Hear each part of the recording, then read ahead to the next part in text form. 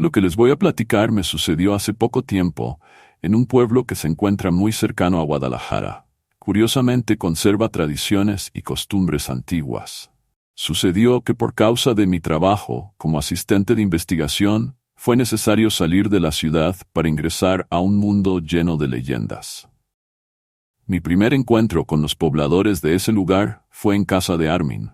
Ahí era el espacio en el que nos proveían de alimentos durante el día. Solo íbamos los fines de semana, el sábado y el domingo. Nos quedamos a dormir en una casa que nos prestaba la cuñada de Armin. Esa casa se encontraba en proceso de construcción, pero ya no estaba en obra negra, casi estaba terminada por completo, así que era muy cómodo estar en ella.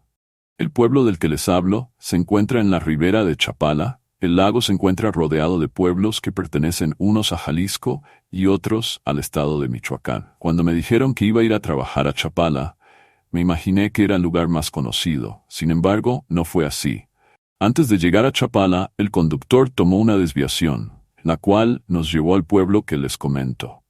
El poblado está constituido por pocas personas y sus casas se encuentran muy cerca del lago. La casa en la que nos instalamos se encuentra en una parte alta del cerro, así que desde ahí hay una vista magnífica, que permite ver como luciérnagas las luces de todos los pueblos cercanos. Después de terminar nuestra jornada del día, la cual consistía en visitar a los pobladores para realizar encuestas, nos reunimos en la casa. Por la noche me gustaba salir al balcón. Por lo regular era después de las 11 de la noche, porque la jornada durante el día era larga. Además, había que avanzar la mayor parte de encuestas posibles en 2 días. Esa noche me salí a apreciar el lago de Chapala. No supe hasta qué hora me quedé en ese lugar, cuando escuché a lo lejos unas campanadas de un templo. Fue bastante extraño a esas horas de la noche escuchar el sonido de la campana con un timbre fúnebre, como si la llamada a misa fuera para un difunto.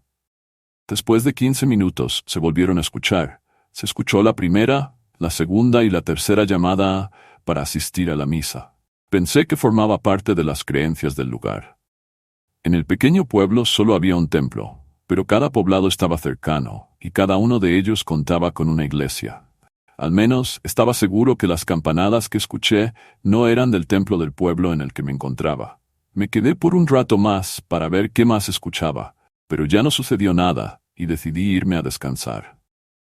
Al día siguiente, cuando estuvimos en la casa de Armin para el desayuno, le pregunté por qué había escuchado llamadas a misa en la medianoche. Los concurrentes me miraron sorprendidos cuando hice esta pregunta. La esposa de Armin me preguntó de qué parte había escuchado que venía ese sonido. Yo le respondí que no sabía con certeza, pero al menos estaba seguro de que no habían sido del templo del pueblo. Los lugareños me compartieron que se cree que en el fondo del lago hay otro pueblo que desapareció cuando el nivel del agua subió mucho. Pero también existe la creencia de que fue hundido porque sus pobladores practicaban la brujería y los ritos malignos. Así que cuando se escuchan las campanadas del templo a la medianoche, significa que alguien del pueblo va a morir, y su alma no va a poder irse al cielo, se la llevarán a otro lugar. Me quedé sorprendida de escuchar una versión tan peculiar de las campanadas del templo. No creí en todo el imaginario que ellos me dijeron. Lo que sí era cierto es que había escuchado el sonido fúnebre a la medianoche. Nos preparamos para comenzar la jornada laboral, olvidando el comentario y lo sucedido la noche anterior. Cuando bajamos al pueblo, había un grupo de personas que se encontraban reunidas afuera del templo. Mi compañero de trabajo y yo nos acercamos para saber lo que estaba aconteciendo. Un anciano se acercó a nosotros y nos dijo que don Serafín se había muerto. Por la noche se encontraba bien, pero al amanecer ya se encontraba en estado cadavérico. Nadie pudo saber con exactitud lo que le había ocurrido. Se les notaba que se encontraban muy alterados. Habían ido a buscar al párroco para que fuera a darles los óleos benditos, y de esta manera su alma pudiera descansar en paz. En ese momento me acordé del comentario de la mujer de Armin respecto a escuchar las campanas fúnebres a medianoche. Incluso pensé que esa había sido la hora de la muerte de don Serafín. Me di cuenta de que me estaba dejando llevar por los comentarios que me habían hecho. Sin duda, era un hecho poco común lo ocurrido. Así que nos despedimos y nos dispusimos a visitar a la siguiente vivienda para poder entrevistarla. Fue complicado lograr conseguir la información pertinente respecto a la entrevista que tenía que realizar, porque las personas se encontraban inmersas en lo sucedido. No dejaban de hablar de lo acontecido y del miedo que les daba escuchar de nuevo el repique de la campana de un templo que no conocen. Tan solo el escuchar el aviso fúnebre los ponía nerviosos. Les pregunté si era posible escuchar el campanario de los pueblos vecinos o de los que se encontraban del otro lado del lago. Ellos me respondieron que de los poblados cercanos sí era posible escucharlos, sobre todo si se encontraba el pueblo quieto, pero a esa hora de la noche nadie sale a tocar la campana. No fue posible lograr la atención necesaria y decidimos no realizar las entrevistas de ese día. Nos dispusimos a escuchar los comentarios que estaban en boca de todos. Hubo personas que dijeron que a don Serafín se lo había llevado la muerte por ser curandero. Les pregunté a qué se dedicaba el hombre y me respondieron que curaba con hierbas y rezos, y que si alguien le pedía que le hiciera un favor de un amarre por un poco de más dinero, él lo hacía. Ya no quise preguntar por más tiempo, ya que no era mi intención asustarlos. Ni siquiera les comenté que yo era una de las personas que había escuchado el tañer de las campanas. No todas las personas habían escuchado el sonido a la medianoche.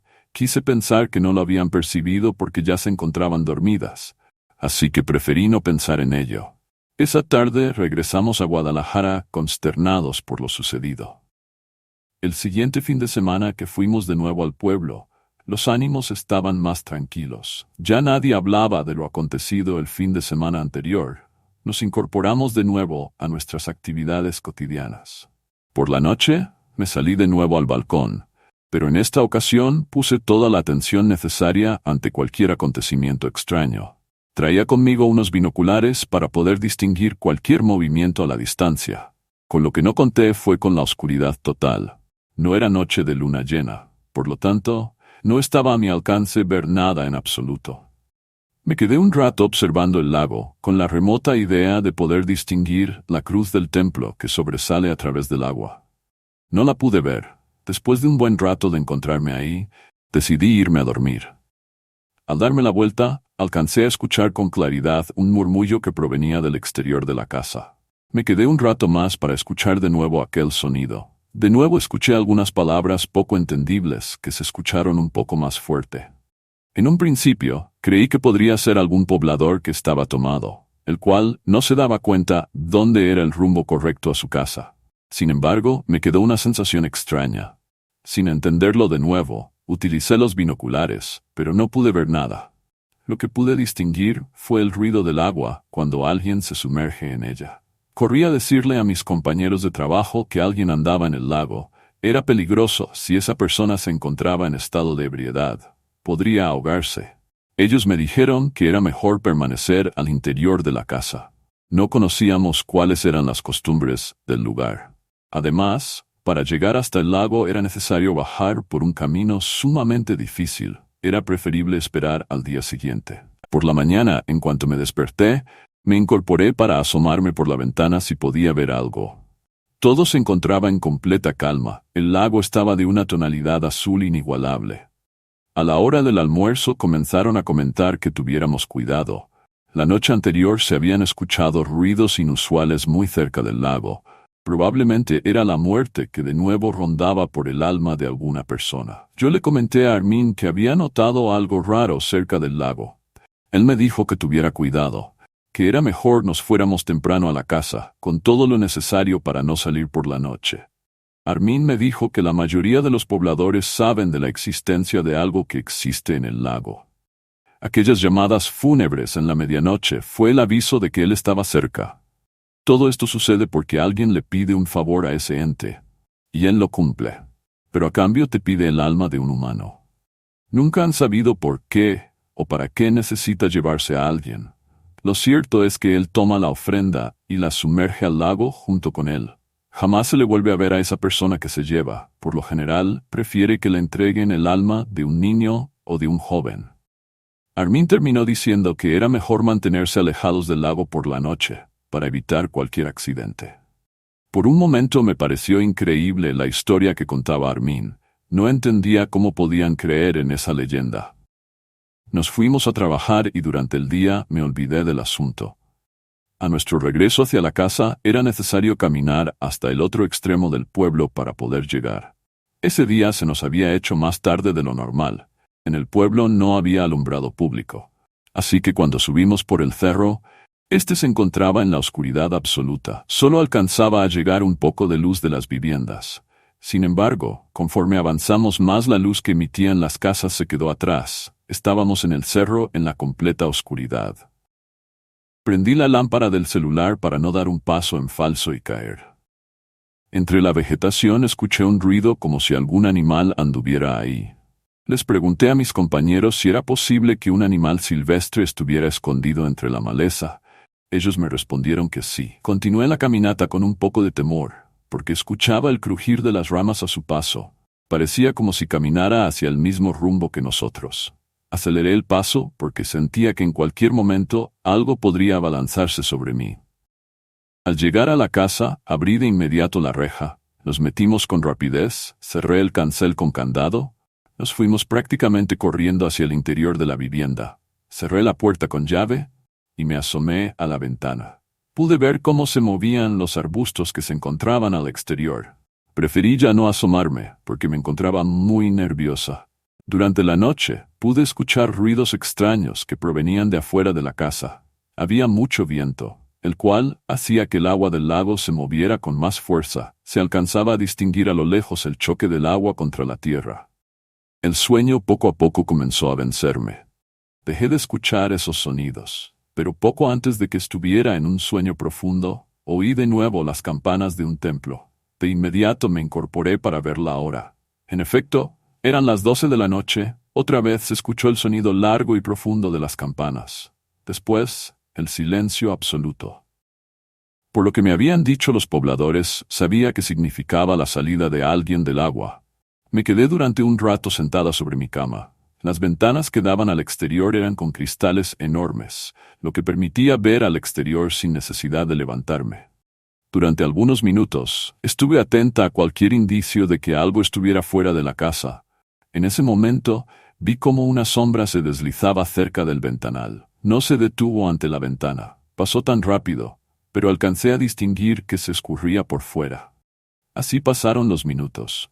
Me quedé sentada en la cama con las piernas recogidas. Solo estuve dormitando por momentos, porque tenía miedo de que esa sombra que vi pasar se posara detrás del cristal. No sucedió, pero me fue imposible poder descansar. Por la mañana, cuando acudimos a la casa que nos asiste, ya estaban los comentarios de alguien que no podían encontrar, por lo que decía Armin, esta vez se trataba de Juan, hijo de don Manuel. Hasta lo que sabían, el joven se quedó con sus amigos muy avanzada la noche. Decidieron acercarse al lago para beber un rato más. Uno de ellos dijo que él se retiró temprano y no pudo ver nada. En cambio, Andrés comentó que ya cuando Juan se encontraba en estado de ebriedad, comenzó a vociferar que no le tenía miedo a quien viviera en el lago. Él trató de convencerlo para retirarse del lugar, pero no lo consiguió. Finalmente se llevó a su amigo del lugar y lo dejó afuera de su casa. Así cada quien se retiró a descansar. Los padres de Juan afirmaron que su hijo nunca llegó a la casa. Lo estuvieron esperando hasta muy tarde, sin lograr que él entrara por la puerta. Ya casi para amanecer fueron a buscarlo a casa de sus amigos, pero ellos le dijeron que no sabían nada. Acudieron a buscar a los pescadores para que los ayudaran a encontrarlo. Quizás él se había regresado al lago después de que Andrés se retiró. Todos los pescadores cercanos dejaron sus actividades de pesca, comenzaron a buscarlo. Después de varias horas de búsqueda, no encontraron nada.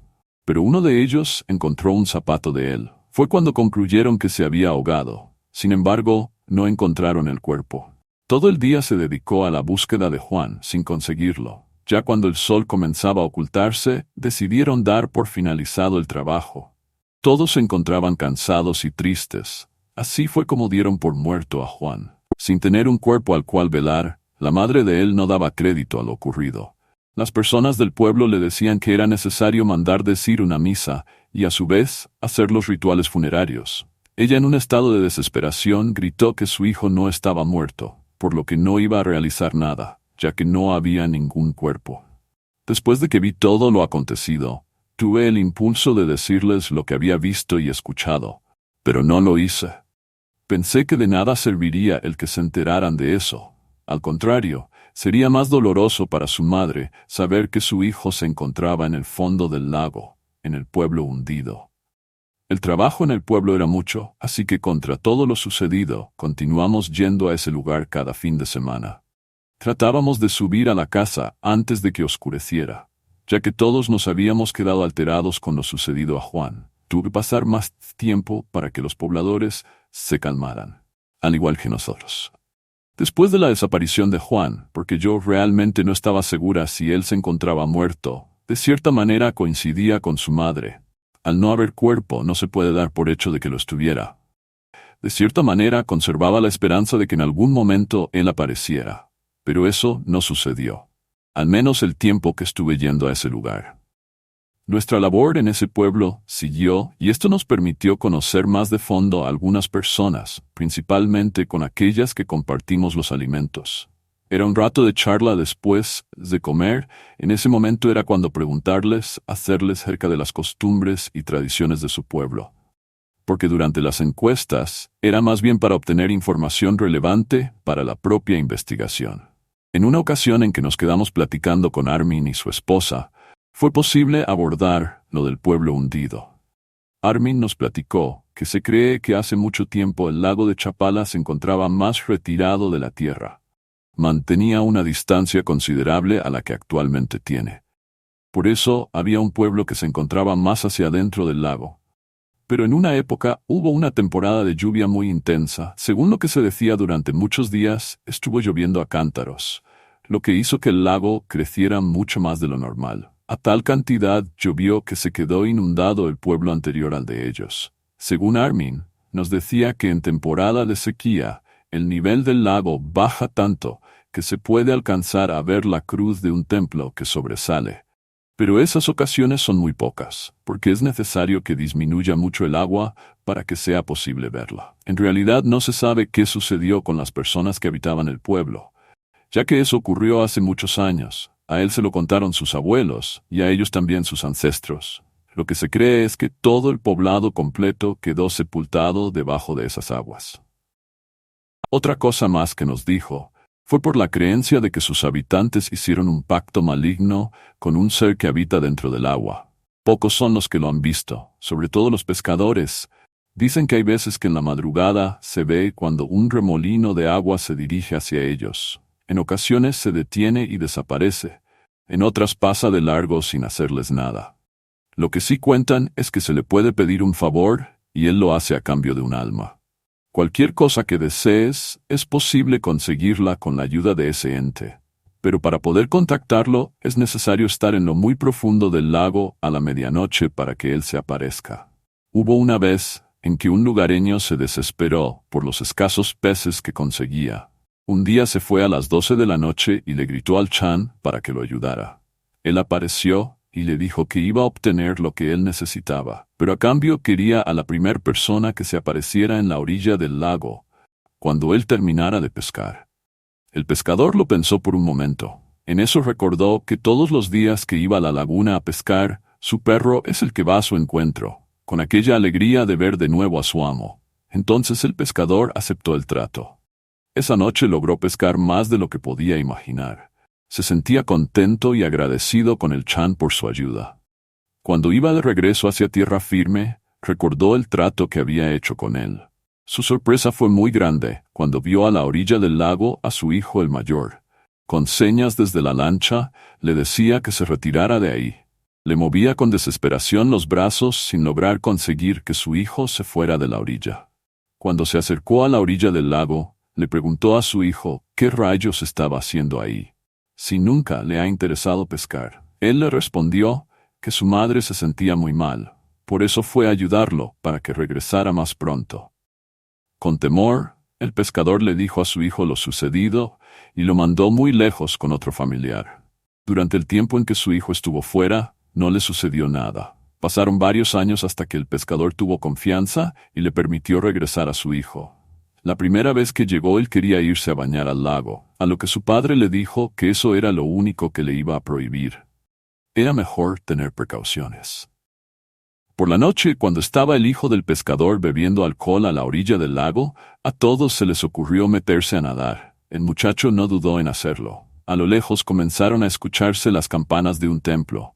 El joven ya no salió del lago, nunca se encontró su cuerpo. Después de que Armin me contó esta historia, fue cuando pensé que quizás a Juan le había pasado lo mismo. Pero de pronto caí en la cuenta que ya me estaba dejando llevar por todas las creencias de esa población. Terminamos nuestro trabajo en ese pueblo y nos fuimos del lugar, sin saber si lo ocurrido había sido un accidente o la probable existencia del Chan.